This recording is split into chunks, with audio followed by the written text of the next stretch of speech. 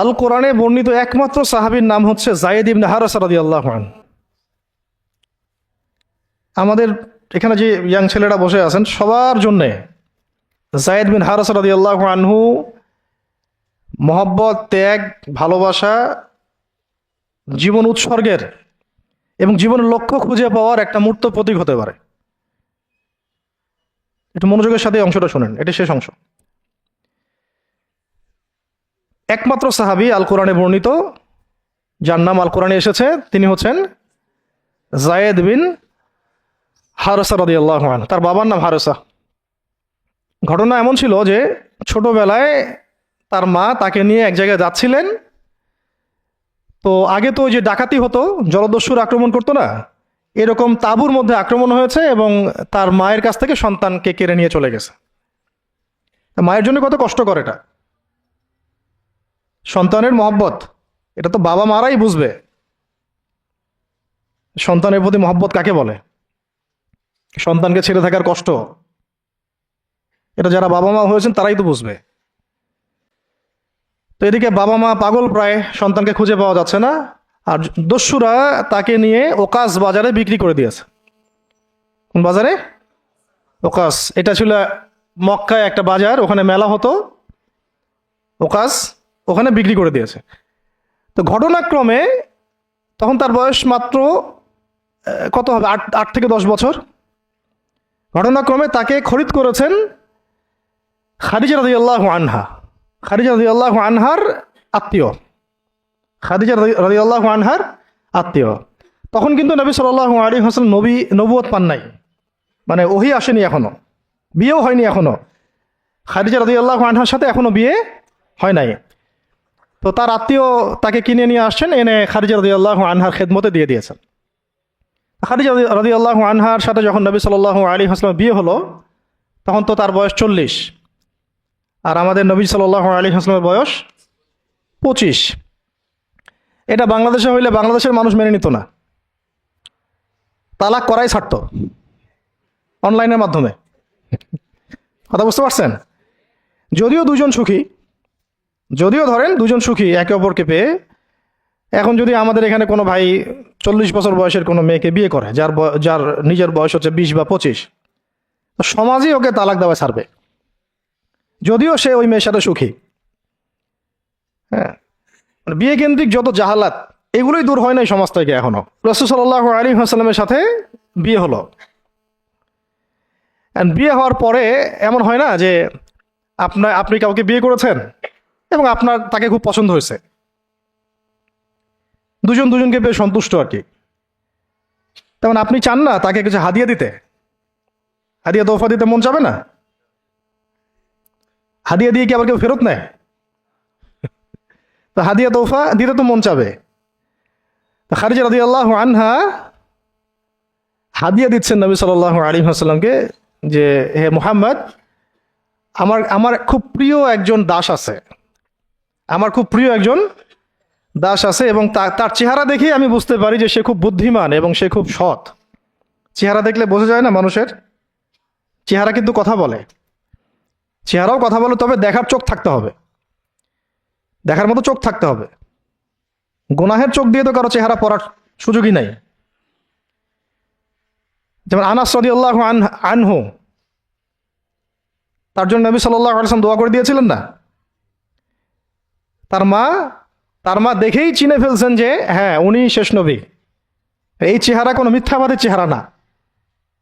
এরকম করে কথা বলা হচ্ছে, ইয়া রাসূলুল্লাহ আমার ছেলের জন্য দোয়া করে দেন।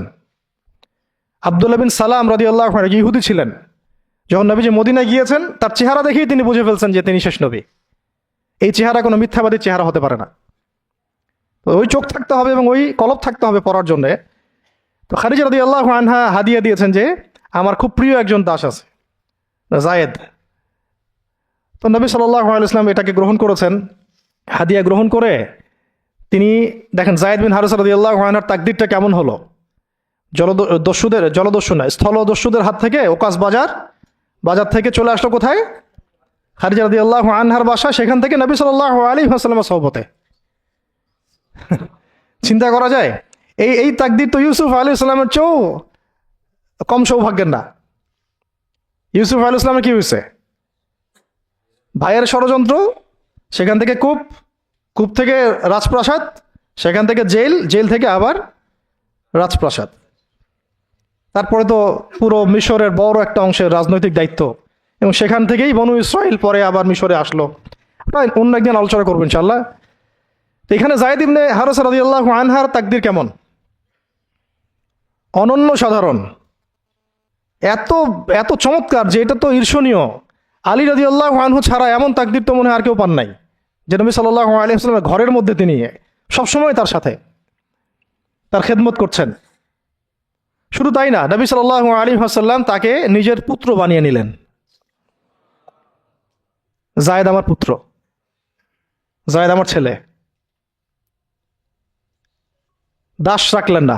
যখন তিনি যায়েদ বিন হারেসা রাদিয়াল্লাহু আনহুকে পেলেন, তো সবার সামনে এলান করে দিলেন যে সে আমার দাস না, ও আমার ছেলে, যায়েদ আমার ছেলে।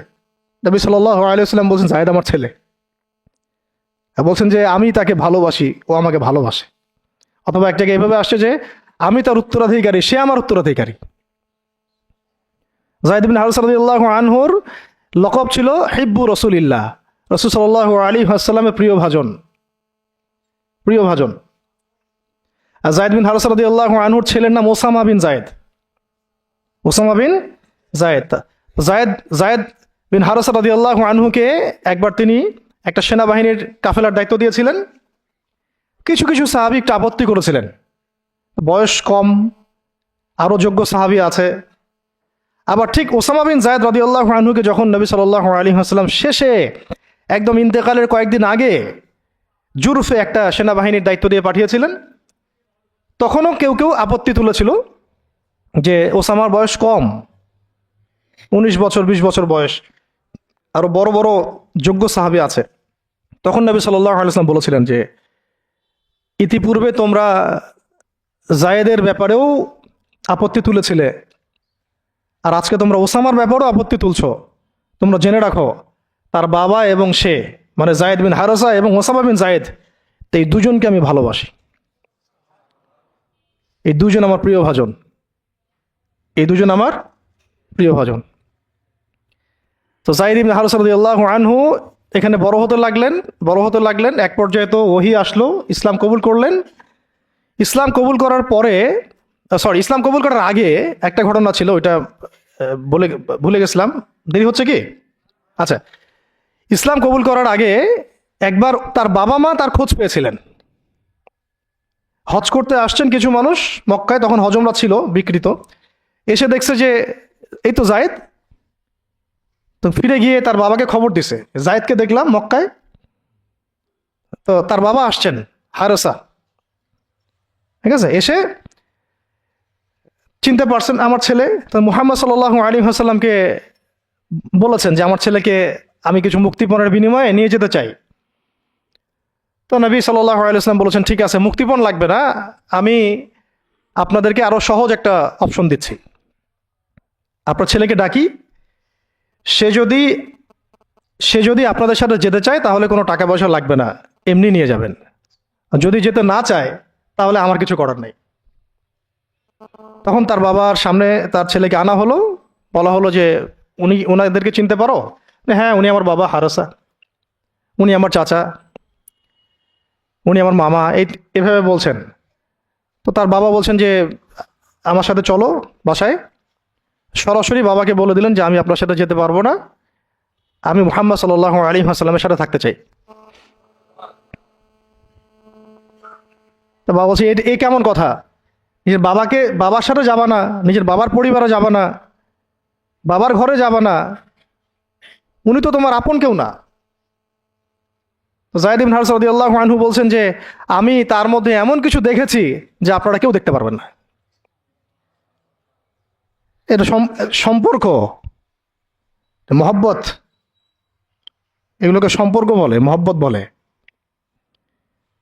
অথচ কেউ কাউকে চিনে না, মানে কেউ কারোর সাথে কারো রক্তের সম্পর্ক নাই।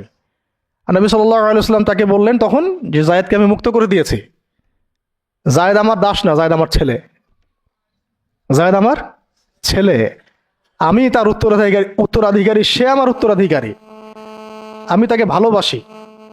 তার উপাধি হয়ে গেল হিব্বু রসুলিল্লাহ, রসুলের প্রিয় ভাজন। সবাই তাকে এই নামে ডাকা শুরু করলো, রাসূলের প্রিয় ভাজন, রাসূল তাকে ভালোবাসে, রাসূল তাকে ভালোবাসে, রাসূল তাকে ভালোবাসেন।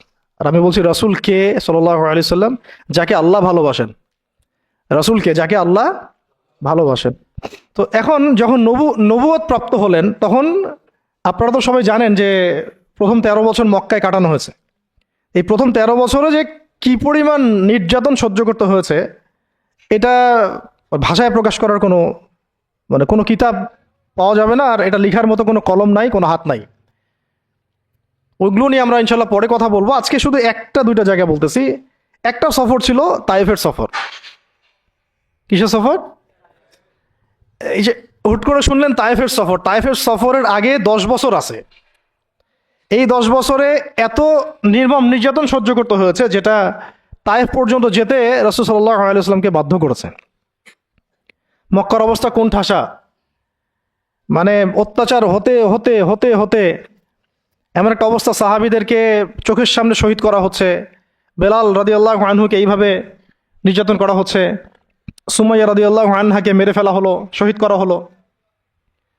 গরিব সাহাবীদেরকে নির্যাতনের স্টিম রোলার চালা দেওয়া হচ্ছে। এক পর্যায়ে বাধ্য হয়ে অনেক সাহাবী আবিসিনিয়াতে চলে গেলেন, ইথিওপিয়ায়। আবার 3 বছর নবী সাল্লাল্লাহু আলাইহি ওয়াসাল্লাম এবং বনু হাশেমকে বয়কট করা হলো, মনে আছে? একদম বয়কট করা হলো 3 বছর। গাছের ছাল পাতা খেয়ে সাহাবীরা থাকা শুরু করলেন।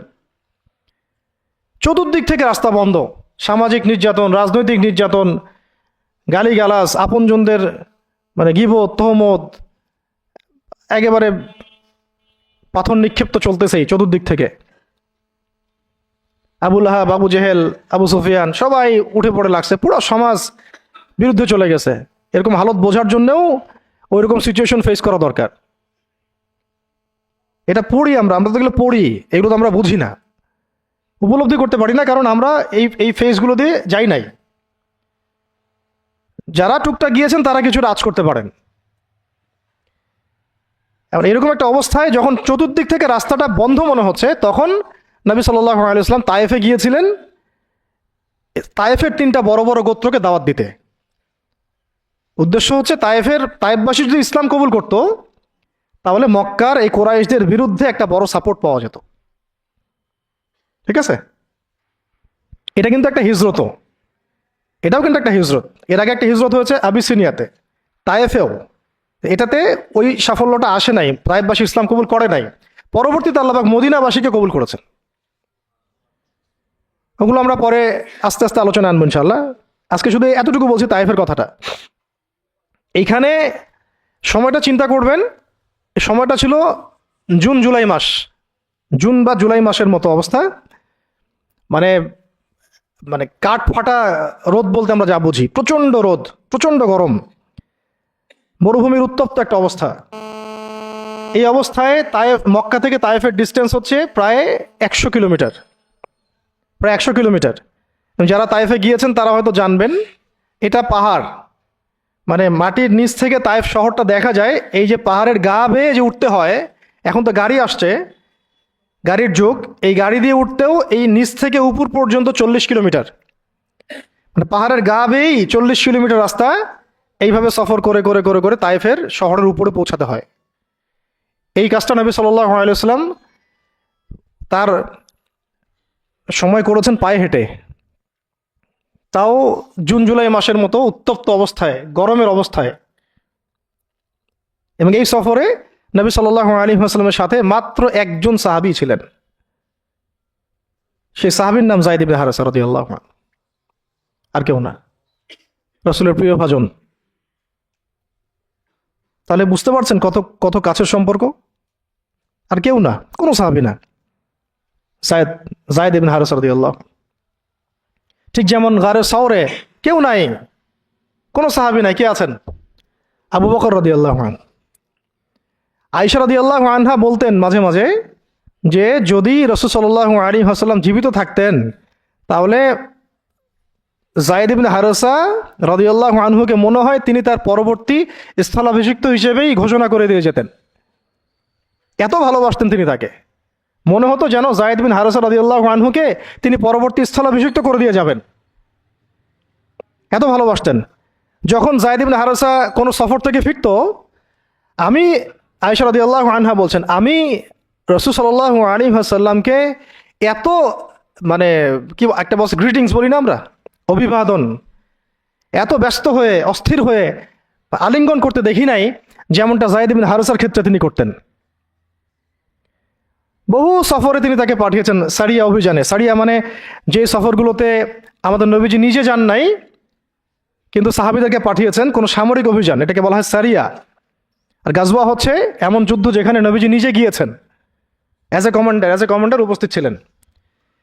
তো একবার একটা সফর থেকে যায়েদ ইবনে হারেসা রাদিয়াল্লাহু আনহু এসেছেন। আয়েশা রাদিয়াল্লাহু আনহা বলছেন তার গায়ে, আমাদের নবীজির গায়ে সতরটা কোনো রকম ঢাকা ছিল, উপরে পোশাক নাই, মানে গায়ের উপরের পোশাকটা তিনি পরেনি নাই। এই অবস্থাতে তিনি আয়েশা রাদিয়াল্লাহু আনহার ঘরে ছিলেন। ওইখানে এসে যায়েদ ইবনে হারেসা রাদিয়াল্লাহু আনহু নক করেছেন দরজায়। ওই অবস্থায় তিনি উঠে গিয়ে যায়েদ ইবনে হারেসা রাদিয়াল্লাহু আনহুকে আলিঙ্গন করা শুরু করলেন, কপালে চুমু দেওয়া শুরু করলেন যে আমার প্রিয় ভাজন আসছে। ওই সাহাবীকে সাথে নিয়ে তিনি সফর করছেন তায়েফে। তায়েফে যাওয়ার পরে 3টা গোত্রনেতা ছিল ওখানে। অনেক বড় কথা, তো আমি অল্প করে বলছি সময় সংক্ষিপ্ততার কারণে। একটা গোত্রনেতার নাম হচ্ছে আব্দে ইয়ালাইল। এর আন্ডারে বহু মানুষ ছিল। যদি সে ইসলাম কবুল করতো তাহলে ওই সবাই ইসলাম কবুল করতো, সে করে নাই। একটা গোত্রনেতার নাম ছিল আব্দে মাসউদ। তার আন্ডারে বহু মানুষ ছিল এবং ধনী ধনী বড় বড় ধনী ব্যবসায়ী, রাজনীতিবিদ, সে ইসলাম কবুল করে নাই। আরেকটা লোক ছিল, তার নাম হাবিব বিন আমর, এই 3 নাম্বার গোত্রনেতা। তো সেও ইসলাম কবুল করে নাই। ইসলাম কবুল না করার কারণে এই 3টা গোত্রনেতার কাছ থেকে, আপনারা কি মনে করেছেন একদিন দাওয়াত দেওয়া হয়েছে? প্রায় 1 মাস নবী সাল্লাল্লাহু আলাইহি ওয়াসাল্লাম এই তাইফের এই ময়দানে ছিলেন, দাওয়াতের ময়দানে। কোনো কিতাবে আসছে 10 দিন, কোনো কিতাবে আসছে 15 দিন, 17 দিন, কিন্তু অ্যাপ্রক্সিমেটলি 1 মাস, এটা বিভিন্ন সিরাতের কিতাবে আসছে। এই 1টা মাস তাইফে থাকা, খাওয়া দাওয়া তো আল্লাহ ভালো জানেন কি হয়েছে। তার সাথে একজন মাত্র সাহাবী, দরজায় দরজায় দাওয়াত দেয়া, এবং সবাই দাওয়াত রিফিউজ করলো। বড় বড় 3টা গোত্রনেতাও রিফিউজ করে দিল। শুধু যে রিফিউজ করলো তা না, বরং এমন টিটকারি শুরু করলো, এমন ব্যঙ্গাত্মক আচরণ শুরু করলো যে শেষ পর্যন্ত ওই এলাকার যত ছোকরা ছিল, যুবক, তরুণ, কিশোর, কিশোরী বেশি আসছে বর্ণনায়, এদেরকে লেলিয়ে দেওয়া হলো, সবার হাতে পাথর উঠিয়ে দেওয়া হলো যে এই ব্যক্তি মাজনুন, নাউযুবিল্লাহি মিন যালিক। মাজনুন মানে পাগল, এই ব্যক্তি কাযযাব, এই ব্যক্তি মিথ্যাবাদী, এই ব্যক্তি সাহের, এই ব্যক্তি জাদুকর। কাকে বলা হচ্ছে? সবাই মিলে পাথর মারো তাকে, নাউযুবিল্লাহি মিন যালিক। দৃশ্যটা একটু চিন্তা করেন। 10 বছর মক্কায় দাওয়াত দেওয়ার পর চতুর্দিক থেকে কুরাইশদের নির্যাতন, নিপীড়ন, শারীরিকভাবে, মানসিকভাবে, আত্মিকভাবে, সামাজিক বয়কট, 3 বছর গাছের ছালপাতা খেয়ে পাহাড়ের পাদতলে জীবন কাটানো বনু হাশেমের। আবার আমুল হুজনও হয়ে গেছে। ওই একই বছরে কয়েকদিনের মধ্যেই চাচা আবু তালেবও ইন্তেকাল করেছেন, খাদিজা রাদিয়াল্লাহু আনহাও ইন্তেকাল করেছেন। কি অবস্থা, কি অবস্থা ওই সময় চিন্তা করে, কি কষ্টের সময়, কিরকম কষ্টের সময় আমরা তো উপলব্ধি করতে পারবো না। আমরা তো গাজাবাসীর কষ্ট উপলব্ধি করতে পারি না, রাসূল আর সাহাবীদের কষ্ট কি উপলব্ধি করতে পারবো? এই অবস্থায় আশার আলো নিয়ে তায়েফে যাওয়া, সেখানে গিয়ে যে 1 মাস এই মেহনত করার পর এই অবস্থা, সমস্ত ছোকরারা পাথর মারা শুরু করলো। কি পাথর মারার সেই গতি, যেখানে পাথর মারা হয়েছে ওই জায়গা আমরা দেখে আসছি আলহামদুলিল্লাহ। কি পাথর মারার গতি, এমন পাথর মারা হচ্ছিল যে রাসূল সাল্লাল্লাহু আলাইহি ওয়াসাল্লামের মানে গায়ে লেগে রক্ত বের হতে হতে সেই রক্ত দিয়ে পায়ের যে জুতাটা আছে এই জুতাটা আটকে গেছে, এইভাবে জুতা খোলা যাচ্ছে না। রাসূলুল্লাহ সাল্লাল্লাহু আলাইহি ওয়াসাল্লাম পা থেকে জুতা খোলা যাচ্ছে না, রক্তে আটকে গেছে।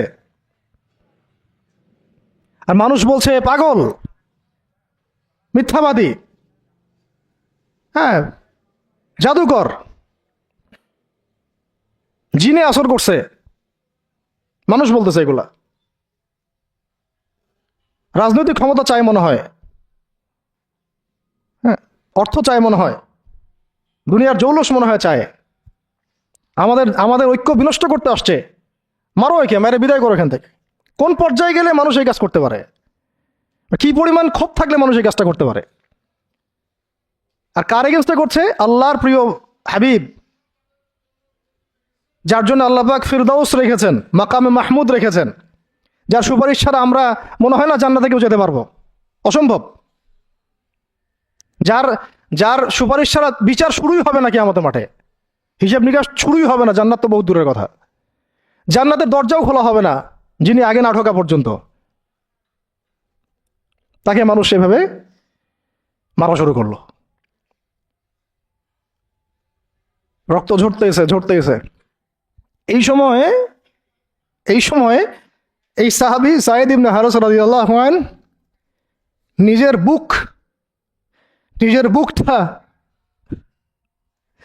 বুকটা নবী সাল্লাল্লাহু আলাইহি ওয়াসাল্লামের সামনে এইভাবে দিয়েছেন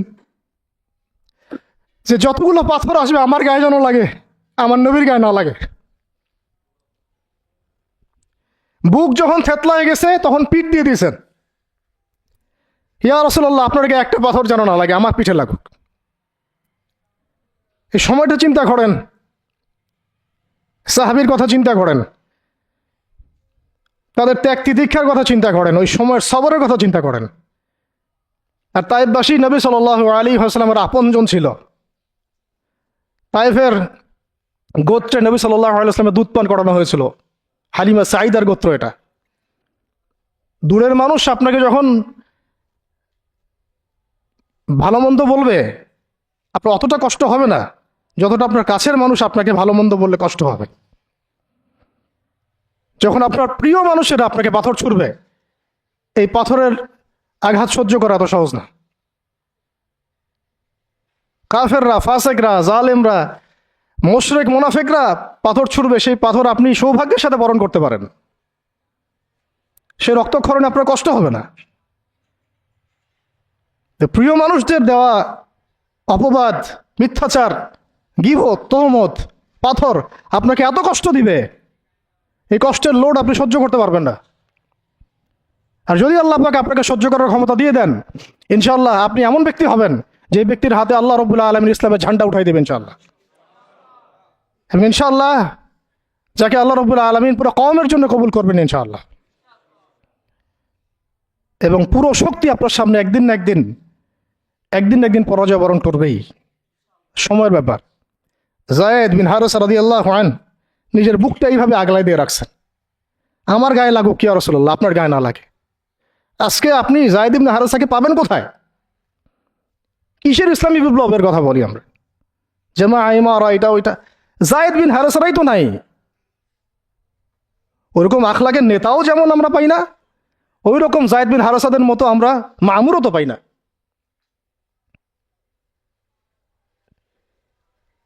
বরং এখন তো এমন যুগ চলতেছে যে মানুষ সামান্য দুনিয়াবী স্বার্থের কারণে, সামান্য দুনিয়াবী স্বার্থ, একটু মোহ, একটু দাম্ভিকতা, একটু অহংকার, একটু জিদ, একটু রাগ, একটু ক্ষোভ ইত্যাদির কারণে মানুষ, নিজের প্রিয় মানুষ আপনাকে মানুষের হাতে উঠাই দিতে পারে।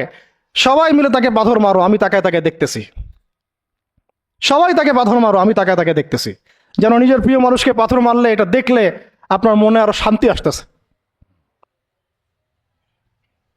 কিভাবে আপনি আপনার প্রিয় মানুষকে হাজারো লক্ষ মানুষের হাতে উঠাই দিতে পারেন, যে মানুষটা তাকে ধর্ষণ করবে, ছিঁড়ে খাবে, পাথর মেরে থাতলা করবে, আবার আপনি তাকে মহব্বতের দাবিও করেন?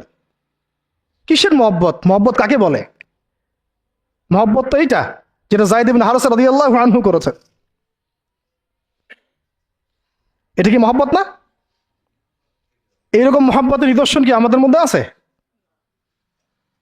কাকে মহব্বত বলা হয় আসলে?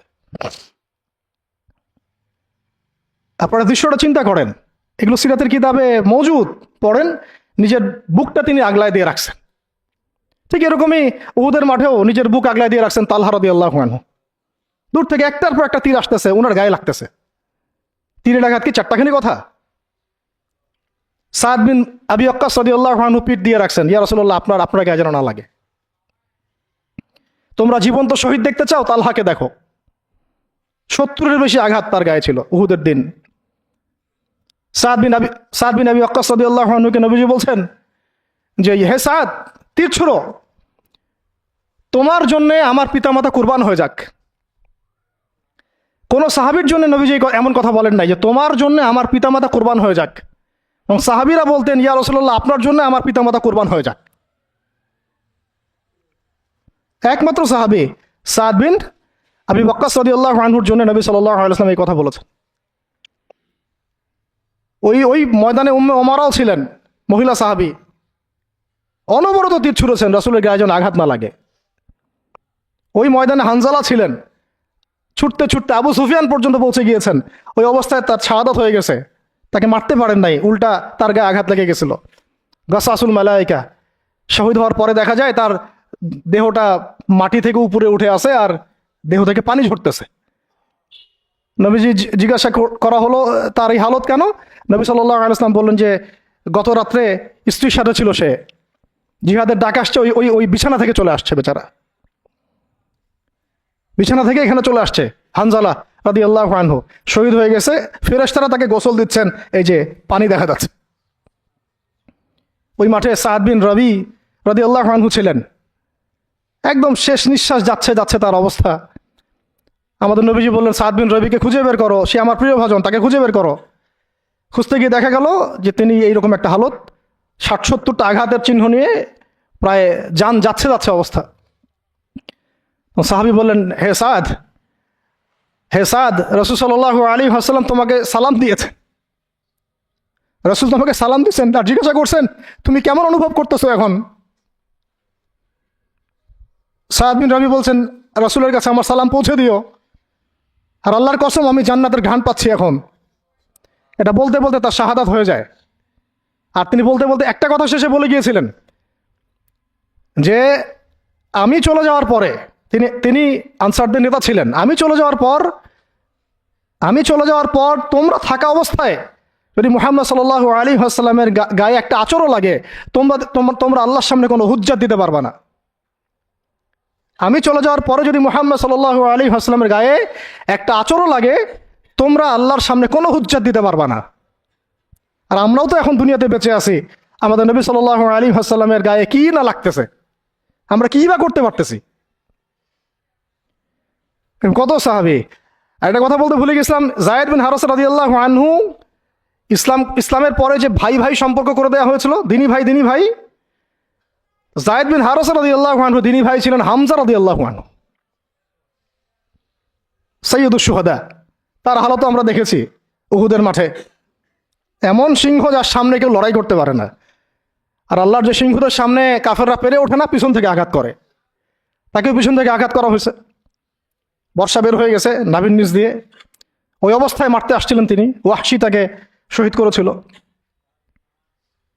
নবী সাল্লাল্লাহু আলাইহি ওয়াসাল্লাম তার লাশ দেখে অঝোর নয়নে কেঁদেছেন, কারণ তার বুকটা চিরে ফেলছিল কাফেররা, চিরে কলিজা বের করার চেষ্টা করছিল, পারে নাই, কলিজা বের করে চিবাই খাওয়ার চেষ্টা করছিল।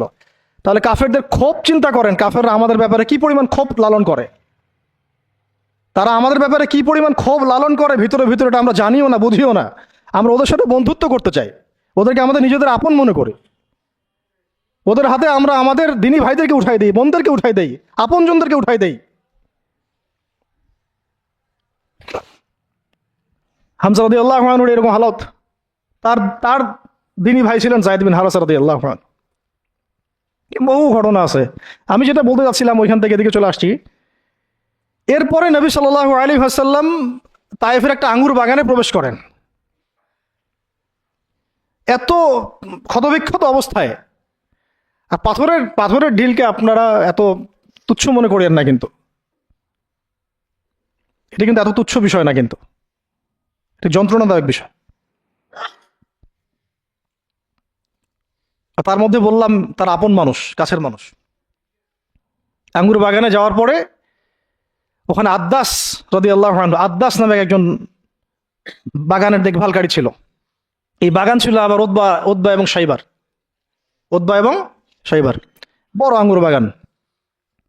এখানে ঘটনা ঘটে গেল, নবী সাল্লাল্লাহু আলাইহি ওয়াসাল্লাম বসে আছেন, জুতা খোলার চেষ্টা করছেন, এবং আদ্দাস তিনি এসে একটু খেজুর দিয়েছেন, মায়া লাগছে তার, আহারে লোকটাকে এইভাবে মারলো, মানুষটাকে এইভাবে মারলো। তো কিছুই চাচ্ছে না, কিছুই বলে নাই, খালি বলছে এক আল্লাহর ইবাদত করো, আর কিছু চাইছে নাকি? তো এক আল্লাহর ইবাদত করো বললো, বাস তাই বাস এইভাবে মারলো। আর মানবে না তা মারলো কেন? ও বেচারার কাছে খারাপ লাগছে, দাওয়াত কবুল করবে না তো মারলো কেন? লাঞ্ছিত করার কি দরকার ছিল? কবুল না করলে চলে যাবে, বা কবুল না করলে তারা ফিরাই দিবে, মারার কি দরকার আছে? তার মায়া লাগছে খুব, সে এসে কিছু খেজুর দিছে খাইতে, পানি দিছে খাইতে। ওই অবস্থায় নবী সাল্লাল্লাহু আলাইহি ওয়াসাল্লাম পানির গ্লাস নিয়ে, খেজুর নিয়ে বিসমিল্লাহির রহমানির রহিম, বিসমিল্লাহ বলছেন, বিসমিল্লাহ। তো বিসমিল্লাহ শুনে সে আদ্দাস, তার খুব ভালো লাগছে যে এই শব্দটা আপনি কোথা থেকে পেলেন। তো নবীজি তাকে জিজ্ঞাসা করছেন, তোমার নাম কি? আদ্দাস। কোথায় থাকো? আমি নিনওয়ার নামক একটা জায়গা থেকে আসছি। এটা শুনে নবী সাল্লাল্লাহু আলাইহি ওয়াসাল্লাম বলছেন যে, ও আচ্ছা, তার মানে তুমি আমার ভাই ইউনুসের এলাকার মানুষ, তুমি আমার ভাই ইউনুসের এলাকার মানুষ। আচ্ছা, আপনি কিভাবে ইউনুসকে চিনেন? ইউনুস আমার ভাই, নবীগণ সবাই বৈমাত্রিক ভাই, আমি আল্লাহ রসুল, সেও আল্লাহ নবী। তখন তিনি ইসলাম কবুল করেন। আদ্দাস রাদিয়াল্লাহু, তার নামে ওখানে এখনো মসজিদ আছে। হ্যাঁ, ওখানে আপনারা গিয়ে দেখবেন মসজিদ আছে। এই জায়গায় যায়েদ বিন হারেস রাদিয়াল্লাহু আনহুর ভূমিকাটা দেখেন। এবার নবী সাল্লাল্লাহু আলাইহি ওয়াসাল্লাম ওই জায়গায় বসে দোয়া করতেছেন, এটা শেষ অংশ, দোয়া করতেছেন। এই দোয়ার লফজ যদি আরবি বুঝতে পারতেন, তাহলে মানে আমার এতগুলো কথা বলা সার্থক হতো আর কি। মানে আমি যদি মানুষকে এই দোয়ার শব্দগুলোর অর্থ বুঝাইতে পারতাম, ওই ক্ষমতা যদি আমার থাকতো, আমার মনে হয় না এই ক্ষমতা কোনো ওলামায়ে কেরামের আছে। আমার মনে হয় না এই ক্ষমতা কোনো ওলামায়ে কেরামের আছে যে এই দোয়ার শব্দগুলো আওয়ামকে বুঝাই দিবে, এক্স্যাক্টলি সেই ফিলিংস এবং ইমোশন বুঝাবে, এমন ক্ষমতা আমাদের কাউকে দেওয়া হয় নাই। শুধু এই অনুভূতিগুলো বোঝার জন্য হলেও আরবি শেখা দরকার আপনাদের, আমাদের সবারই। এগুলো অনুভূতিগুলো বোঝার জন্য হলেও আমাদের আরবি শেখা দরকার। মোনাজাতে মাকবুল কিতাবেও দোয়াটা আছে। নবী সাল্লাল্লাহু আলাইহি ওয়াসাল্লাম রক্তাক্ত অবস্থায়, ক্ষতবিক্ষত অবস্থায়, তার পাশে যায়েদ ইবনে হারেস রাদিয়াল্লাহু আনহু, তারা আল্লাহ রাব্বুল আলামিনের কাছে দোয়া করতেছেন। এই দোয়াটার নাম হচ্ছে মাজলুমের দোয়া, দুর্বলের দোয়া। কিসের দোয়া? দুর্বলের দোয়া।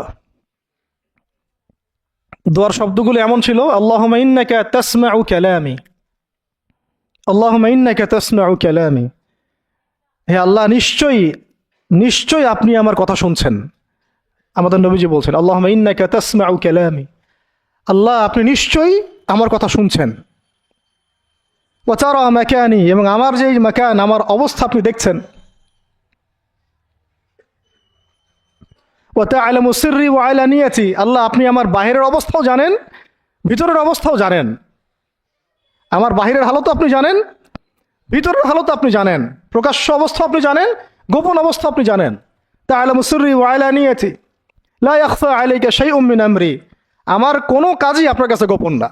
আসলে আমার কি হালত, কি অবস্থা, আমার উপর দিয়ে কি গেছে, কি গেল, কি প্রকাশ্য, কি গোপন, কি সত্য, কি মিথ্যা, আল্লাহ আপনি সব জানেন। বলা কথা না বলা কথা সব আপনি জানেন। তা'লামু সিররি ওয়া আলানিয়াতি লা ইয়াখফা আলাইকা শাইউম মিন আমরি। এরপরে নবীজি বলছেন, ওয়া আনাল বাইসুল ফাকিরুল মুস্তাগীসুল মুস্তাজির আল ওয়াজিলুল মুশফিকুল মুকির আল মু'তারিফু বিযামবি। এক একটা শব্দ কিভাবে বোঝাবো আপনাদেরকে, আমার কাছে ভাষা নাই। আল্লাহ আমি দুর্দশাগ্রস্ত, আমি ফকির, আমি জিল্লতির শিকার, আমার অপরাধ আমি চিনতে পেরেছি। মানে এমন এমন শব্দ যেটা একজন নবী ছাড়া কারো মুখ দিয়ে বের হওয়া সম্ভব না। এমন এমন শব্দ যেটা ওহী ছাড়া সম্ভব না। আসআলুকা মাসআলাতাল মিসকিন, মিসকিনরা যেভাবে তোমার কাছে চায় আল্লাহ, আমি সেভাবে তোমার কাছে চাচ্ছি। ওয়া আবতাহিলু ইলাইকা ইবতিহালাল মুযনিবিয যালিল, একজন মানুষকে যখন অপদস্থ, লাঞ্ছিত করা হচ্ছে, সেই মানুষ যেভাবে আপনার কাছে চায়, আমি সেইভাবে আপনার কাছে চাচ্ছি।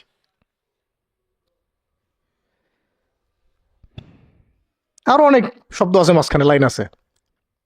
একটা জায়গায় আছে অনেক বড় দোয়া, আল্লাহুম্মা ইয়া খায়রাল মাসউলিন ইয়া খায়রাল মুতিন ইলাইকা আশকু দুআফা কুওয়াতি। এই অংশটা সব কিতাবেই আছে সিরাতের।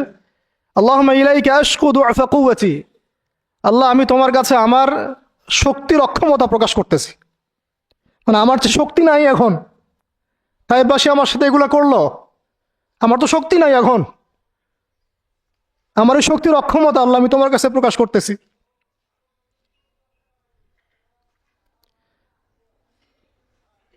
ইলাইকা আশকু দুআফা কুওয়াতি, আমার শক্তির যে কুওয়াতের অক্ষমতা, দুর্বলতা আমি তোমার কাছে প্রকাশ করতেছি। ওয়া কিল্লাতা হিলাতি ওয়া কিল্লাতা হিলাতি, এই যে সহনশীলতা, এই সহনের যে ক্ষমতার যে ঘাটতি, এগুলো আমি তোমার কাছে পেশ করতেছি। ওয়াহাওয়ানি আলান নাস ওয়াহাওয়ানি আলান নাস, আর এই যে পুরো মানুষ, তায়েফের পুরো মানুষ আমার সাথে যা করলো, তাদের সাথে লড়াই করার যে আমার অক্ষমতা, বা তাদেরকে বুঝানোর যে অক্ষমতা আমার, তাদেরকে যে আমি বুঝাতে পারতেছি না, এটা যে আমার অক্ষমতা, এই হালত আমি তোমার কাছে পেশ করতেছি। আল্লাহুম্মা ইলাইকা আশকু দুআফা কুওয়াতি ওয়া কিল্লাতা হিলাতি ওয়া হাওয়ানি আলান নাস। কি শব্দ!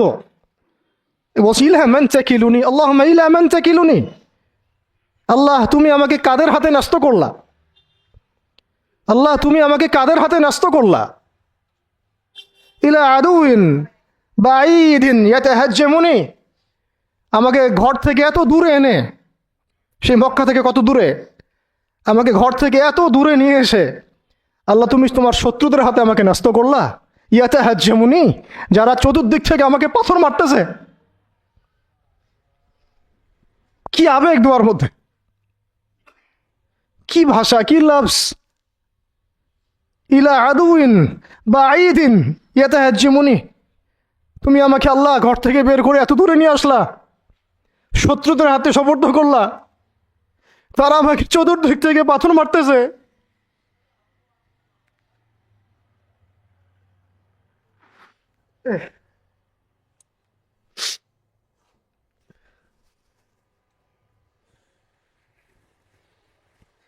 আম্মি লা করিবিন মাল্লাকতাহু আমরি, পরে নবীজি বলছেন আম্মি লা করিব, নাকি আমাকে কাছের মানুষদের হাতে নিয়ে আসছো আল্লাহ, আল্লাহ তুমি কি আমাকে কাছের মানুষদের হাতে উঠাই দিছ? মাল্লাকতাহু আমরি, যারা আমার ভালো মন্দের কাজের মালিক হয়ে গেছে। এইভাবে দোয়া করতে লাগলেন নবী সাল্লাল্লাহু আলাইহি ওয়াসাল্লাম। যায়েদ বিন হারিস রাদিয়াল্লাহু আনহু শামিল আছেন এখানে। তারপরে নবীজি বলছেন ইল্লাম তাকুন সাখিতুন আলাই ফালা উবালি, আল্লাহ এত কিছুর পরে যদি তুমি আমার প্রতি অসন্তুষ্ট না হও, আমার কিছুই যায় আসে না। আল্লাহ এত কিছু হয়ে গেল, এরপরে যদি তুমি আমার উপর অসন্তুষ্ট না হও, অন্তত আমার কিছুই যায় আসে না। আলহামদুলিল্লাহ।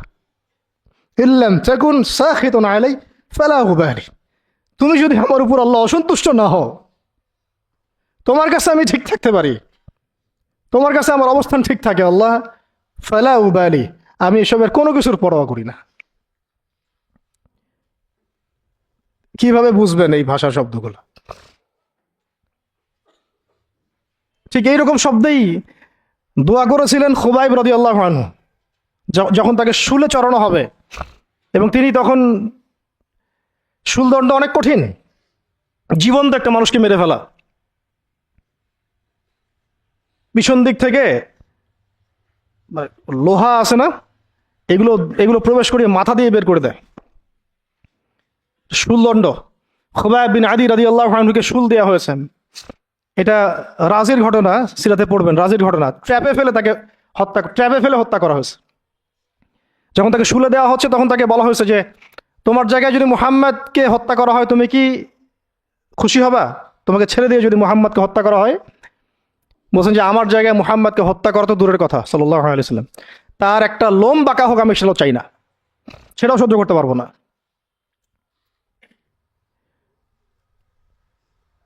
এরপর তিনি বলছিলেন, এই যে আমি বললাম ইল্লাম তাকুন সাখিতুন আলাইয়া ফালা উবালি, এরকম দোয়া খুবাইব রাদিয়াল্লাহু আনহু করেছেন। তিনি বলছিলেন তখন, লাস্তু উবালি হিনা উকতালু মুসলিমান, লাস্তু উবালি হিনা উকতালু মুসলিমান, যখন আমাকে মুসলমান হিসেবে শহীদ করে দেয়া হচ্ছে, আমি কোনো পরোয়াই করি না। যখন আমাকে মুসলমান হিসেবে শহীদ করে দেওয়া হচ্ছে আমি এর কোনো পরোয়াই করি না। লাস্তু উবালি হিনা উকতালু মুসলিমান আলা আই শাক্কিন কানা ফিল্লাহি মাসরাই। আমাকে হত্যা করার সময় যেদিকেই তোমরা পাশ ফিরাও না কেন, ওই পাশ আল্লাহর জন্যে। ওয়াযালিকা লিলাহ ওয়াযালিকা যাতুল ইলাহি ওয়া ইন ইয়াশা। আর তিনি তো এমন জাতের ইলাহ, এমন ইলাহ, তিনি একজন, আল্লাহর কথা বলা হচ্ছে, তিনি এমন একজন ইলাহ, তিনি যদি চান ইউবারিক আলা ফি কুল্লি শিলউইন মুমাজ্জাহ, তিনি আমার কেটে ফেলা প্রত্যেকটা হাড়ে এবং মাংসে বরকত দিয়ে দিবেন। এইভাবে তাকে হত্যা করা হয়েছে। খুবাইব রাদিয়াল্লাহু আনহু প্রতারণা করে ট্র্যাপে ফেলা হয়েছে। এরকম বীরে মামুনাও ঘটনা ঘটছে, এরকম 70 জন সাহাবীকে ট্র্যাপে ফেলে হত্যা করে দেওয়া হয়েছে। আপনারা সতর্ক থাকবেন। এই ঘটনার পরে বহু ঘটনা হয়েছে, সিরাতে হিজরত হয়েছে। উম্মে আইমান একজন সাহাবী ছিলেন, কি নাম, নবী সাল্লাল্লাহু আলাইহি ওয়াসাল্লামের অনেক প্রিয় ভজন। তিনি নবী সাল্লাল্লাহু আলাইহি ওয়াসাল্লামকে ভরণ পোষণ মানে লালন পালন করেছেন, কিন্তু তিনি দেখতে কালো ছিলেন। খুব সুন্দরী নারী যেমন এমন না, ঠিক আছে। তিনিও ওই দাসের শ্রেণীর মধ্যেই ছিলেন। তাকে তো সবাই সচরাচর বিয়ে করতে চাচ্ছে না। নবী সাল্লাল্লাহু আলাইহি ওয়াসাল্লাম বলেছিলেন একবার যে তোমাদের মধ্যে কেউ আসো জান্নাতের একটা মেয়েকে বিয়ে করবা? তোমাদের মধ্যে কি এমন কেউ আসো যে জান্নাতি একটা মেয়েকে বিয়ে করবা? উম্মে আইমান,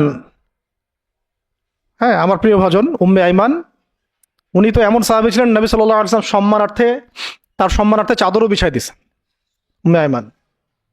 আমি তো ভুল হইতে পারি জায়গাটা, আপনারা একটু দেখে নিয়েন। তো নবী সাল্লাল্লাহু আলাইহি ওয়াসাল্লাম যখন উম্মে আইমানের কথা বলেছেন তখন অনেকেই দাঁড়ায় নাই বিয়ে করার জন্যে। তো যায়েদ বিন হারেসা রাদিয়াল্লাহু আনহু দাঁড়িয়েছেন যে আমি বিয়ে করবো। যায়েদ বিন হারেসা রাদিয়াল্লাহু আনহু নবী সাল্লাল্লাহু আলাইহি ওয়াসাল্লামের এই আদেশ পালনার্থে একজন জান্নাতি নারীকে বিয়ে করেছেন, উম্মে আইমান, এবং তার গর্ভ থেকেই সন্তান জন্ম নিয়েছে উসামা বিন যায়েদ। উসামা বিন যায়েদ, ওই যার ব্যাপারে নবীজি শেষে বললেন যে উসামা, ওকে আমি ভালোবাসি, তার বাবাকে আমি ভালোবাসতাম। আরও একটা ঘটনা আছে, উসামা বিন যায়েদ রাদিয়াল্লাহু আনহুকে যখন আবু বকর রাদিয়াল্লাহু আনহু আবার মিশনে পাঠাচ্ছিলেন, কোন মিশনটা যেটা অসমাপ্ত ছিল, নবী সাল্লাল্লাহু আলাইহি ওয়াসাল্লামের ইন্তেকালের সময় ও মিশনটা থেকে তারা ফিরে আসেন। পরে আবু বকর রাদিয়াল্লাহু আনহু আবার এই জায়েশ পাঠান জুরফ নামক জায়গায় রোমানদের এগেনস্টে। তো তখন কিছু কিছু সাহাবী আপত্তি তুলছিলেন। তখন আবু বকর রাদিয়াল্লাহু আনহু বলছিলেন যে সাকিলাতকা উম্মুকা ইবনুল খাত্তাব, হে ওমর তোমার মা তোমাকে হারায় ফেলুক।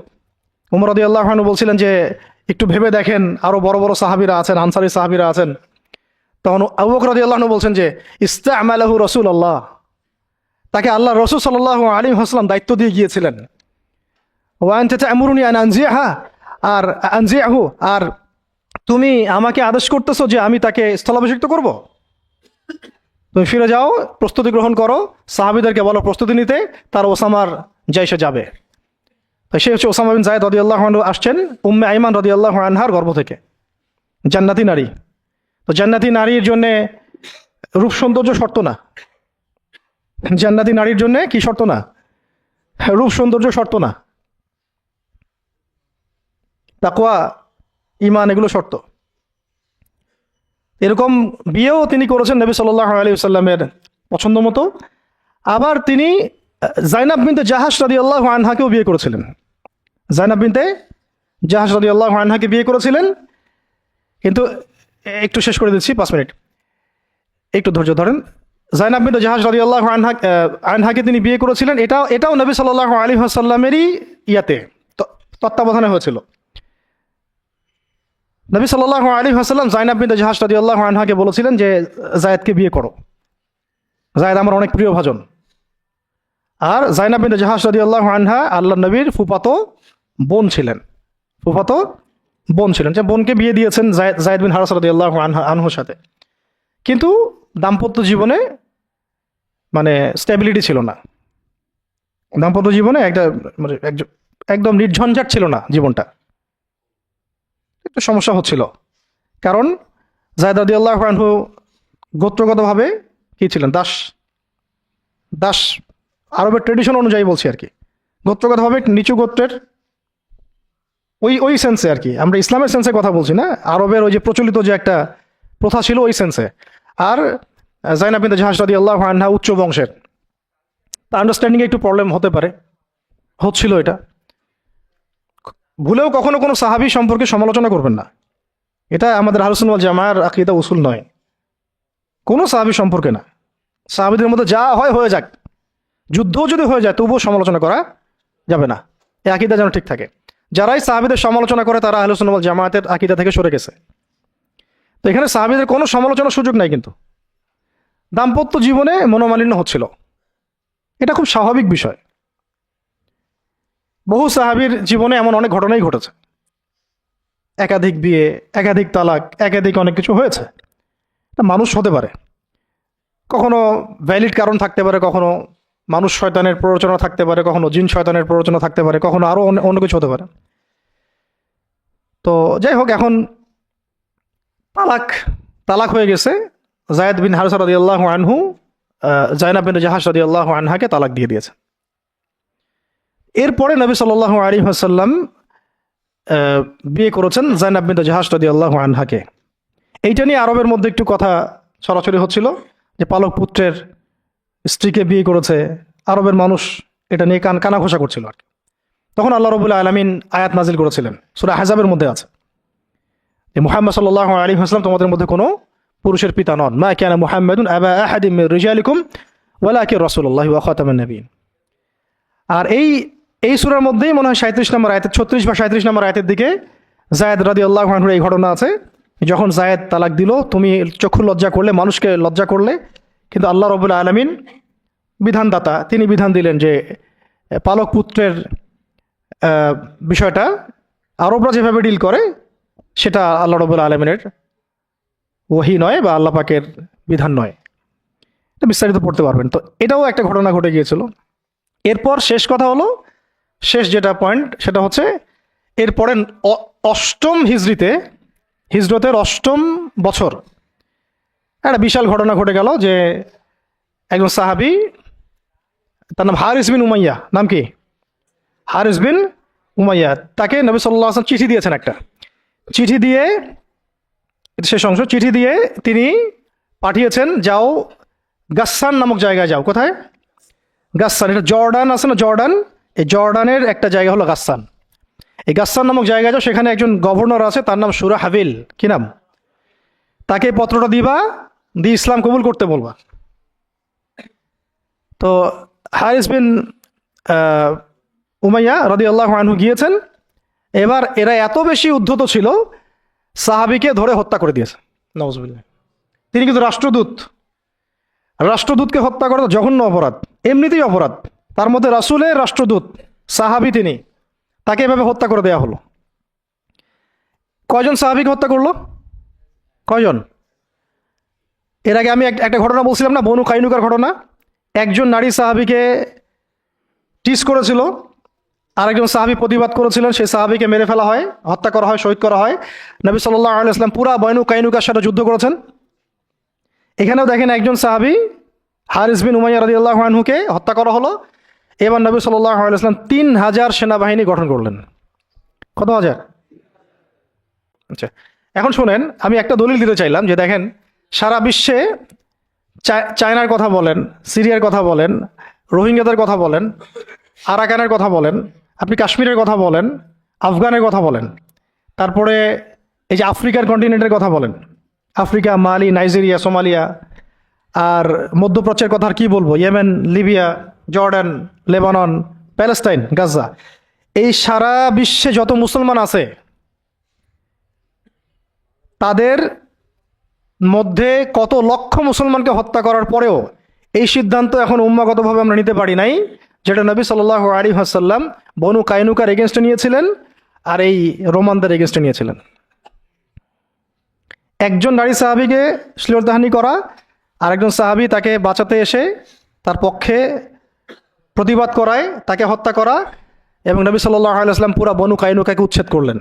এখানে সুরাহবিল কি করেছে? একজন সাহাবীকে হত্যা করেছে, রাষ্ট্রদূত হারিস বিন উমাইয়া। নবী সাল্লাল্লাহু আলাইহি ওয়াসাল্লাম 3000 সৈন্য পাঠিয়ে দিচ্ছেন। আর এখন উম্মার দিকে তাকান, যে রাষ্ট্রগুলোর কথা আমি বললাম আমাদের সহ সব জায়গায়, আমাদেরটা অন্যভাবে ডিল করি আমরা, বাইরের সব রাষ্ট্রগুলো, এই রাষ্ট্রগুলোতে কত হাজার সৈন্য না, কত হাজার নিরপরাধ মুসলিমকে হত্যা করা হয়েছে। সংখ্যাটা কি হাজারে না লাখে? কত হাজার বা লাখ বাচ্চাদেরকে হত্যা করা হয়েছে, কত হাজার বা লাখ মা বোনদেরকে হত্যা এবং ধর্ষণ করা হয়েছে।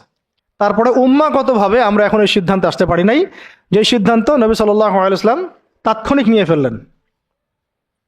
আমার রাষ্ট্রদূতকে হত্যা করেছে, 3000 সৈন্য রেডি,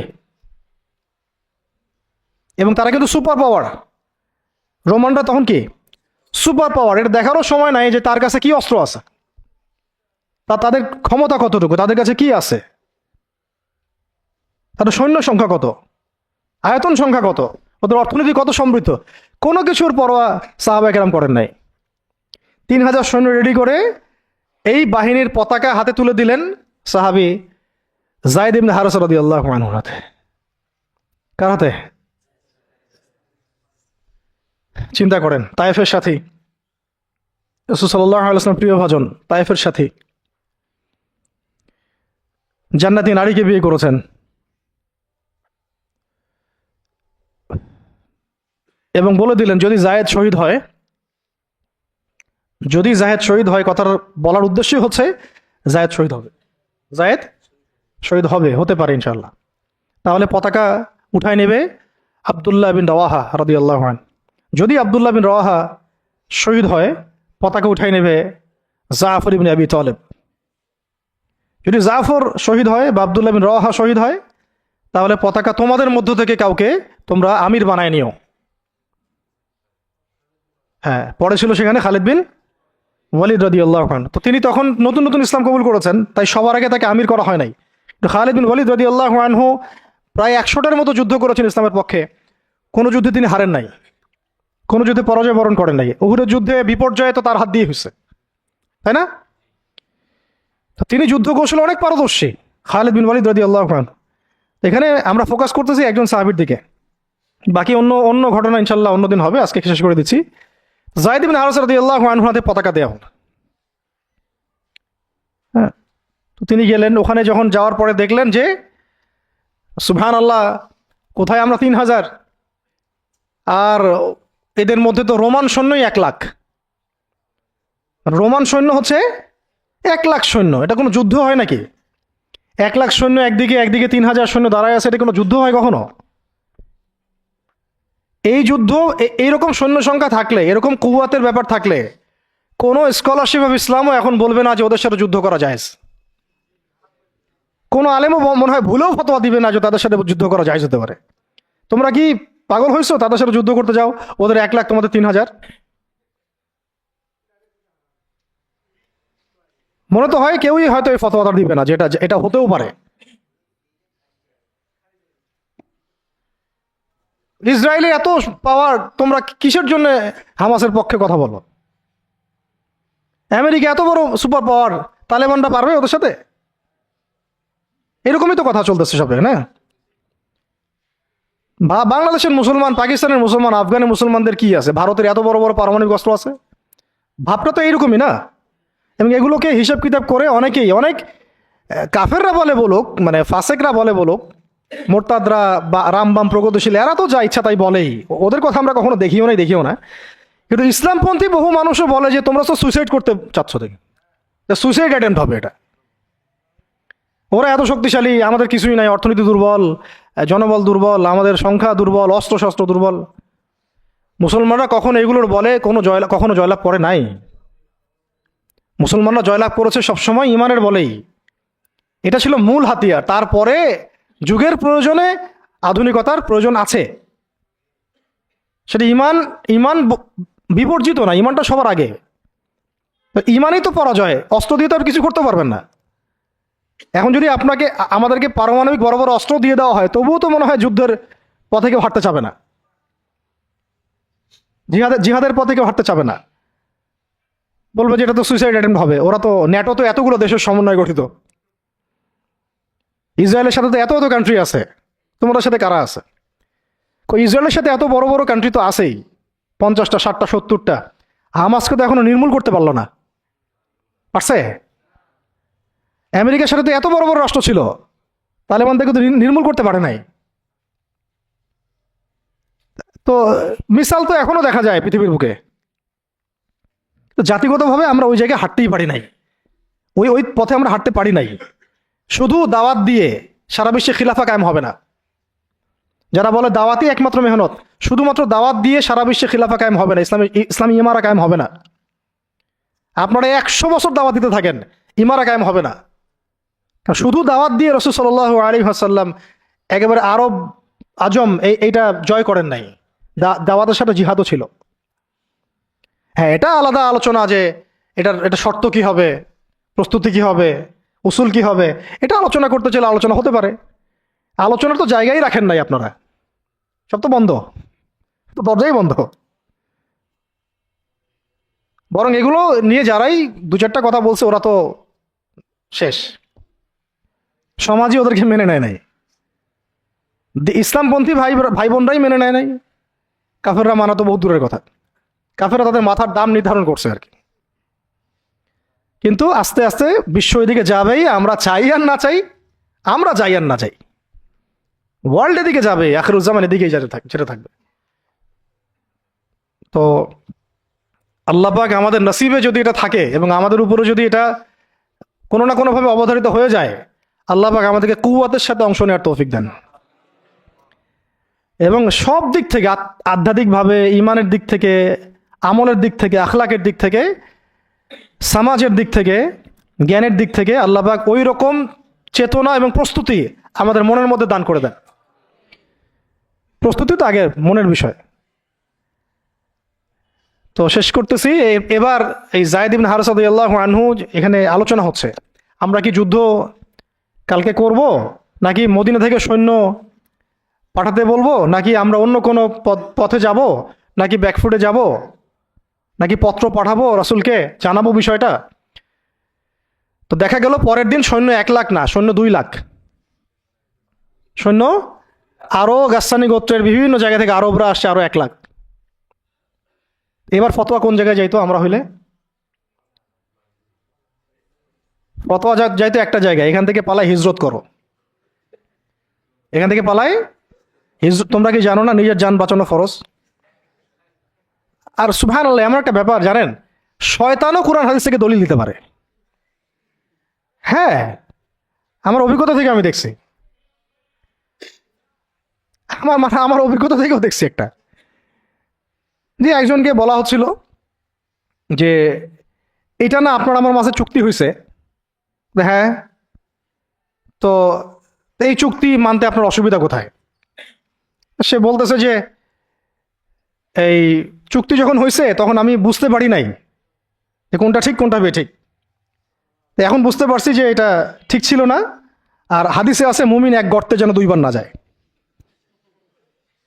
আমাকে হাদিস দিয়ে দলিল দিয়ে দিল, কি বুঝলেন? তো এমন একটা অবস্থা যে দলিল কোরআন হাদিস থেকে এখন মনে হয় শয়তানও দিতে পারে। আল্লাহ পাক আমাদেরকে হেফাজত করেন। তো আলেমদের সংস্পর্শে থাকতে হয় এই কারণেই, তাহলে আমরা বুঝতে পারবো না যে আসলে কোনটা পরিশুদ্ধ দলিল, গ্রহণযোগ্য দলিল। শেষ কথা হচ্ছে, এবার দেখা গেল 2 লাখ সৈন্য, এখানে আলোচনা হচ্ছে যুদ্ধ হবে কি হবে না। একজন সাহাবী আব্দুল্লাহ বিন রওয়াহা, যিনি কমান্ডার ছিলেন পরে, তিনি বললেন যে তিনি এমন একটা জ্বালাময়ী বক্তব্য দিলেন, ওই বক্তব্য শুনে সাহাবায়ে কেরাম একদম ডিটারমাইন্ড হয়ে গেলেন যে কালকে যুদ্ধ হবে। আমরা চিঠিও পাঠাচ্ছি না, আমরা ফিরেও যাচ্ছি না, মদিনা থেকে আমরা ব্যাকআপ, আমাদের সৈন্য দরকার নাই। বিশাল বক্তব্য ছিল, এটা সিরাতের কিতাবে আছে। শুধু এতটুকু বলতেছি, উনি 2টা লাইন বলেছেন স্পেশালি। একটা হলো যে, হে আমার ভাইরা, আমরা কি উদ্দেশ্যে বাসা থেকে বের হয়েছি আজকে? আমরা কি অর্জনে বের হই নাই? সাহাবীরা বলছেন হ্যাঁ। যদি আমরা কালকে যুদ্ধ করি এবং শহীদ হই, তাহলে আমরা জান্নাতে হুরুন ঈনদের সাথে আমাদের মঞ্জিল, আমাদের বাসস্থান ইনশাআল্লাহ অবধারিত হয়ে যাবে। আর যদি আমরা গাজী হই, তাহলে আমরা সারা জীবন আল্লাহর কাছে সম্মানিত থাকব। আর যদি আমাদের দেহকে কেটে দ্বিখণ্ডিত করে ফেলা হয়, তো এটার জন্যই তো আমরা বাসা থেকে বের হয়েছি। এরকম কয়েকটা কথা উনি বললেন, অল্প কথা। কোনো সাহাবী আর দ্বিতীয় কোনো বাক্য ব্যয় করলেন না। ঠিক আছে, কালকে যুদ্ধ হবে। এমন রক্তক্ষয়ী যুদ্ধ হয়েছে এই 2 লাখের এগেনস্টে 3,000 নিয়ে। সৈন্যদেরকে এমনভাবে বিন্যাস করেছেন সাহাবায়ে কেরাম যে ওদের চোখে মনে হচ্ছিল যে মুসলিমরা অনেক, মুসলিমরা মনে হয় অনেক। খালিদ বিন ওয়ালিদ রাদিয়াল্লাহু আনহু বলছেন যে ওই দিন শুধু আমার হাতেই 9টা তরোয়াল ভেঙে গেছে। মানে কাফেরদেরকে মারতে মারতে মারতে মারতে এমন একটা অবস্থা হয়েছে আমার 9টা তরোয়াল ভেঙেই গেছে। তাহলে কতজন কাফেরকে তিনি জাহান্নামে পাঠাইছেন সেটা আপনারা চিন্তা করেন। শেষে ছোট নাকি একটা ইয়েমেনের চাকু ছিল, ওই ছোট একটা চাকু দিয়ে আমি যুদ্ধ করছি। এটা বলছেন কে? খালিদ বিন ওয়ালিদ রাদিয়াল্লাহু আনহু। প্রথমে পতাকা যায়েদ বিন হারেসা রাদিয়াল্লাহু আনহুর হাতে ছিল। ওনার ঘোড়া উনি ছুটিয়েছেন, শত্রু বাহিনীর যে এই সারিগুলো কাতারগুলো এটাকে ভেদ করে সামনে চলে গেছেন। তার যতগুলো আঘাত সবগুলো দেহের সামনের দিকে বেশি, পিছনের দিকে নাই। মানে পিছন থেকে আক্রমণ করতে তাকে পারতেছে না। আর যে মানুষ তায়েফের বুকে পাথর নিয়ে এখানে আসছেন, যে মানুষের জীবনে এত চড়াই উতরাই চলে গেছে, এবং যে মানুষ তার প্রিয়তমাকেও ছাড়তে হলো, সেই মানুষের জন্য শাহাদাতের চেয়ে সৌভাগ্যের আর কি হতে পারে, আর কাঙ্ক্ষিত আর কি হতে পারে? দুনিয়া তো তার দেখা শেষ, দুনিয়া তো তার দেখা শেষ। তিনি তো এখন চাচ্ছেন জান্নাতে যেতে, এই মাঠ থেকে যেন তিনি ফিরতেই চাচ্ছেন না। আর যেহেতু নবী সাল্লাল্লাহু আলাইহি ওয়াসাল্লাম বলেছেন যদি যায়েদ শহীদ হয় তাহলে তুমি পতাকা নিও, তো তিনি তো জানেন তিনি আর ফিরবেন না। আর কোনো সাহাবী ফেরার জন্য কখনো ময়দানে যান নাই, তো তিনি সেখানে শহীদ হয়ে যান। তার গায়ে প্রায় 50টা আঘাতের চিহ্ন ছিল। দূর থেকে একটা বর্ষাও কিন্তু খুব কঠিন বিষয়। একটা লোহার বর্ষা গায়ের ভিতর ঢুকে যাওয়া এত চারটাখানি কথা না, এর চেয়ে তো বুলেট লাগাও সহজ মনে হয়। একটা বর্ষা ঢুকে যাওয়া আর সেই অবস্থায় জান চলে যাওয়া, এইভাবে তার শাহাদত হলো। যায়েদ বিন হারেসা রাদিয়াল্লাহু আনহুর নাম ইতিহাসে অমর হয়ে থাকলো। এরপরে পতাকা হাতে নেন আব্দুল্লাহ বিন রাওয়াহা রাদিয়াল্লাহু আনহু। তার ব্যাপারে ইনশাআল্লাহ আরেকদিন কথা হবে। তিনি তো নিজের মনে ঘোড়ার পা কেটে ফেলছেন। তিনি এবং জাফর ইবনে আবি তালিব রাদিয়াল্লাহু আনহু তারা ঘোড়ার পা কেটে ফেলছেন, যাতে ঘোড়ায় চড়ে পালিয়ে যাওয়ার কোনো সুযোগ চিন্তাও মাথায় না আসে। এবং তিনি একটা কবিতা আবৃত্তি করেছিলেন। আব্দুল্লাহ বিন রাওয়াহা রাদিয়াল্লাহু আনহু অনেক বড় মাপের কবি ছিলেন, এত সুন্দর লিখতে পারতেন, কবিতা আবৃত্তি করতে পারতেন, বলতে পারতেন। এটা অনন্য ছিল তার কাছে। খন্দকের দিন তিনি কবিতা আবৃত্তি করছিলেন, আল্লাহুম্মা লাউলা আনতা মাহতাদাইনা ওয়ালা তাসাদদাকনা ওয়ালা সাল্লাইনা, এরকম করে কবিতা আবৃত্তি করছিলেন। নাহনু আল্লাযী বাইউ মুহাম্মাদা আলাল জিহাদি মা বাকিনা মিন্না আলাল জিহাদি মা বাকিনা আবাদা। আরবি কবিতাগুলো সুবহানাল্লাহ এত সুন্দর। তো তিনি কবিতা আবৃত্তি করতে করতে যুদ্ধ করতে করতে শহীদ হয়েছেন আব্দুল্লাহ বিন রাওয়াহা রাদিয়াল্লাহু আনহু। এরপরে জাফর রাদিয়াল্লাহু আনহু পতাকা নেন এবং যে হাতে পতাকা নিয়েছেন সে হাতটা কেটে পড়ে গেছে। একজন আঘাত করছে রোমান সৈন্যদের মধ্যে। রোমানরা অনেক প্রশিক্ষিত ছিল, তার মধ্যে 2 লাখ নিয়ে আসছে। একজন সাহাবীর চারপাশে কতজন ঘিরে ফেলছে এটা তো ঠিক নাই। এগুলো আমরা কি দেখি গণতান্ত্রিক মারামারি, এগুলো তো কিছু না। ওটা তো সম্মুখ সমরের ব্যাটল ফিল্ড ছিল। আর সম্মুখ সমরের ব্যাটল ফিল্ড এখন কি মিসাইল মারা হয় দূর থেকে, এক জায়গা থেকে মিসাইল মারছে আরেক জায়গায় গিয়ে পড়তেছে। কাপুরুষের যুদ্ধ এগুলো তো কাপুরুষদের যুদ্ধ। এটা ছিল সম্মুখ সমর ব্যাটল, এটাই ছিল ব্যাটল। একজনকে মিনিমাম এখানে 50 জনের সাথে ডিল করতে হচ্ছে। আর চিন্তা করেন সাহাবীরা কি কি পারদর্শী ছিলেন যুদ্ধে, কি পরিমাণ সাহসী ছিলেন, কি পরিমাণে তারা দুরন্ত ছিলেন, হ্যাঁ, কি পরিমাণে তারা দুঃসাহসী ছিলেন। শুধু সাহসী বললে ভুল হবে, দুঃসাহসী ছিলেন। কি শৌর্যবীর্য ছিল আর কি পরিমাণ কৌয়াত ছিল তাদের কাছে, আর কত প্রশিক্ষিত স্কিল ছিলেন তারা, যে একাই 10 জন 20 জন 50 জনকে বার্তা দিতেন না। তো আর আমাদের তো সব যুদ্ধ আর ফেসবুকে, আর কি যত কাজ সব ফেসবুকে। অর্থাৎ বাস্তবিকভাবে কিন্তু দেখবেন যে 1 2 জনের সাথেও ফাইট করার মতো হয়তো ওই ক্যাপাবিলিটিও নাই। ওর চেয়ে দেখা যায় কাফেররা অনেক শক্তিশালী হয়ে বসে আছে। তো এগুলো আবেগ ছাড়তে হবে, বাস্তববাদী হতে হবে। ঈমান আমল তাকওয়ার সাথে সব ধরনের প্রিপারেশন যেটাকে আমরা বলি এদাদ, শারীরিক মানসিক সব দিক থেকে প্রস্তুতির দরকার আছে। আর এটা মুসলিম রাষ্ট্রের সেনাবাহিনীর কাজ, মুসলিম রাষ্ট্রের সেনাবাহিনী, অন্যান্য ফোর্সদেরও কাজ এগুলা। তাদেরকে তো এইসব চেতনা কখনো মনে শোনানোই হয় নাই। যা শুনে তারা হয়তো সেটা ব্যক্তিগতভাবে তারা শোনে। সিস্টেম তো এরকম না, সিস্টেম তো তাদেরকে এইসব জাজবায় কখনো উদ্বুদ্ধই করবে না যে আপনারা একটা ভালো প্রফেশনে আছেন, যদি এই প্রফেশনের দিক থেকে অনেস্ট থাকতে পারেন, সৎ থাকতে পারেন, আল্লাহর জন্য যুদ্ধ করতে পারেন, শহীদ হয়ে যাবেন। এটা কি বলা হয়? বরং বলা হয় আমার জাতিসংঘের মিশনে যান, ওখানে গেলে টাকা পাবেন। আর ওই মিশন কাফেরদের পক্ষে, মুসলমানদের বিরুদ্ধে মুসলমানকে লাগায় দেয়, এরাকে ওদের ভাড়াটে সৈন্য হিসেবে কাজ করায়। আমাদের শক্তি তারা নিচ্ছে, আমাদের জনবল নিচ্ছে, নিয়ে আমাদের এগেনস্টেই প্রয়োগ করতেছে। আল্লাহ পাক আমাদের ভাইদেরকে বুঝ দেন। ইনশাল্লাহ ভাইরাও বুঝবে একদিন না একদিন। এই বুঝ ঠেকা রাখা যাবে না। এই হেদায়েত, এই বুঝ, এই আলোগুলো কেউ ঠেকা রাখতে পারবে না। আল্লাহ দিল থেকে দিলে ছড়াই দিবেন ইনশাল্লাহ। কোনো কিছু করে কোনো লাভ হবে না, মানে কোনো কিছু করেই কোনো লাভ হবে না। কাউকে দমায় দেওয়া, থামায় দেওয়া, কোনো জাতিগোষ্ঠীকে নির্মূল করা, রাজনৈতিক আগ্রাসন, অর্থনৈতিক স্যাংশন, কিছু করে লাভ হবে না।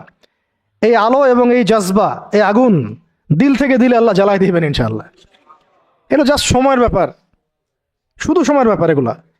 শেষমেশ আরেকটা হাতে যখন পতাকা নিয়েছেন তিনি, এই হাতটাও কেটে পড়ে গেছে। ওই অবস্থা চিন্তা করেন, তখন তিনি বুকের সাথে পতাকাটাকে এভাবে জড়ায় ধরে রাখছে। কে? জাফর ইবনে আবি তালিব রাদিয়াল্লাহু আনহু। ব্যাস, তারপরে কাফের কয়েকজন এসে তাকে দ্বিখণ্ডিত করে ফেলে। জর্ডানে এখনো তাদের রওজা, কবর এখনো আছে, তাদের কবর এখনো ওখানেই আছে, মোতার প্রান্তরেই আছে।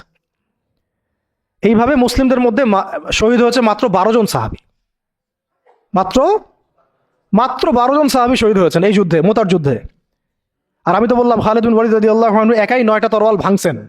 এরপরে পতাকা হাতে নেন খালিদ ইবনুল ওয়ালিদ রাদিয়াল্লাহু আনহু, এবং তিনি এমনভাবে সাহাবীদেরকে ফাংশন করেছেন যে যুদ্ধও করছেন, আবার ব্যাকফুটেও আসছেন, আবার সামনে যান, আবার পিছনে আসেন, সামনে সৈন্য পিছনে, পিছনের সৈন্য সামনে, ডানেরটা বামে, বামেরটা ডানে। ওরা হকচকায় গেছে, মনে করছে যে মনে হয় অনেক ফোর্স মনে হয় পিছন থেকে আসতেছে। আর আল্লাহ পাকের সাহায্য তো আছেই, ফেরেশতা নাজিল করে আল্লাহ সাহায্য করেন। ওদের মনে আল্লাহ ত্রাস সৃষ্টি করে দিয়েছেন, ভয়ে।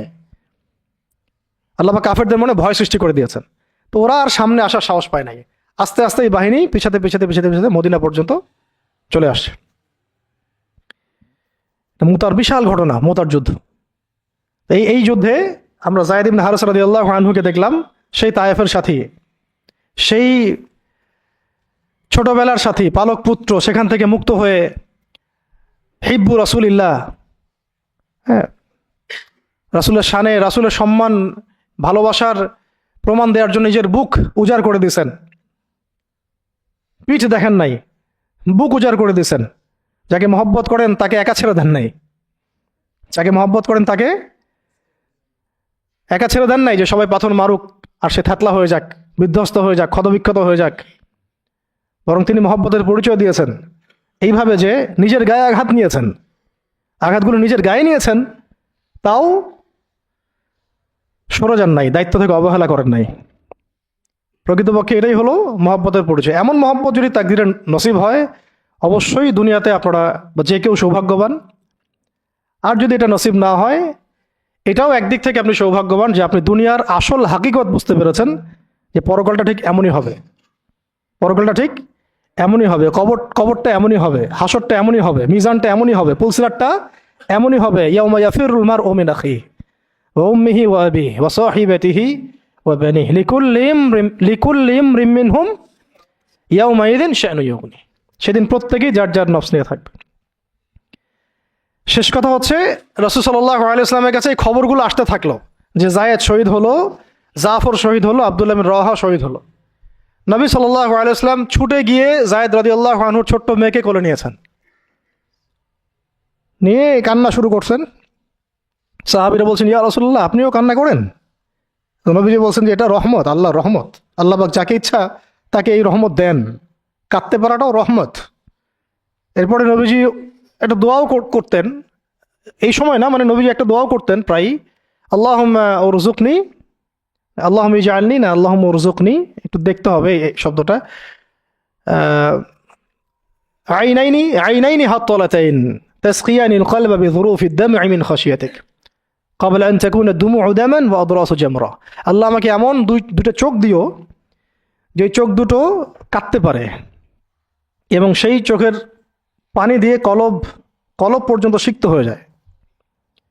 ওই দিন আসার পূর্বেই, যেদিন চোখের পানি রক্তে পরিণত হবে আর দাঁতের মাড়িগুলো আগুনে পরিণত হবে। কি ওয়ার্ড দেখছেন, কি শব্দ খেয়াল করছেন? ওই দিন আসার পূর্বেই আল্লাহ, যেদিন চোখের পানি পরিণত হবে রক্তে আর দাঁতের মাড়ি পরিণত হবে আগুনে, অঙ্গারে। তো এরপরে জাফর রাদিয়াল্লাহু আনহু অন্যান্য সাহাবীদের বাচ্চাদেরকে তিনি আদর করতে লাগলেন। রাসূল সাল্লাল্লাহু আলাইহি ওয়াসাল্লাম তো অনেক নরম দিলের মানুষ ছিলেন, রাহমাতুল আলামিন। তো উনি তো রাতের বেলা তাহাজ্জুদে নামাজ পড়লেও বাচ্চাদের মতো কান্না করতেন। এখন একটু পরে মুচকি হাসলেন, এটা শেষ কথা। একটু পরে মুচকি হাসলেন আকাশের দিকে তাকিয়ে। তো সাহাবীরা বললেন, ইয়া রাসূলুল্লাহ সাল্লাল্লাহু আলাইহি ওয়াসাল্লাম, আপনি হাসছেন কেন? নবী সাল্লাল্লাহু আলাইহি ওয়াসাল্লাম বললেন যে, আমি দেখলাম যে ফেরেশতাদের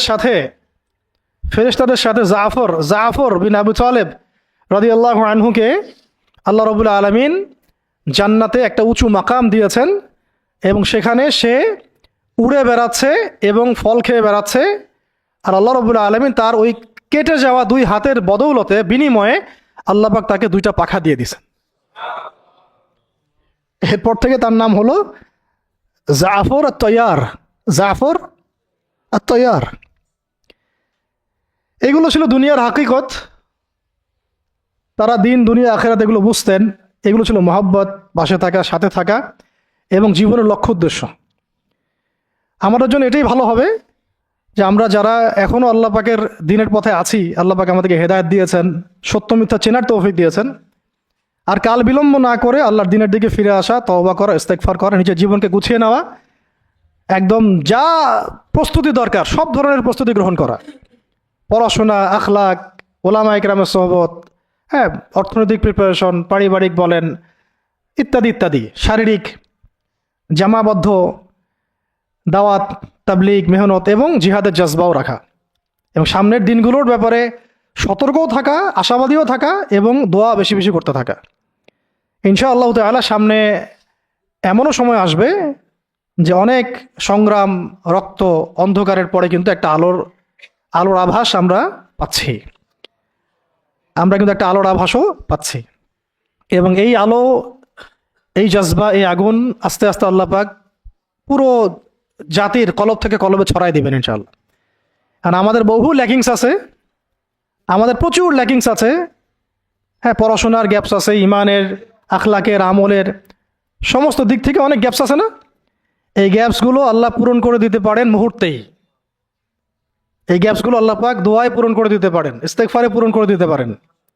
আল্লাহ কবুল করলে আল্লাহ পাক সব কিছুর ব্যবস্থা করে দিতে পারেন। আমাদের সেই খালেস নিয়াত রাখতে হবে, সেই জাজবাও থাকতে হবে এবং দোয়ার সাথে চেষ্টাও থাকতে হবে। দোয়ার সাথে চেষ্টাও থাকতে হবে এবং অবশ্যই সবর করতে হবে। একদিনে কোনো কিছু হাসিল হবে না।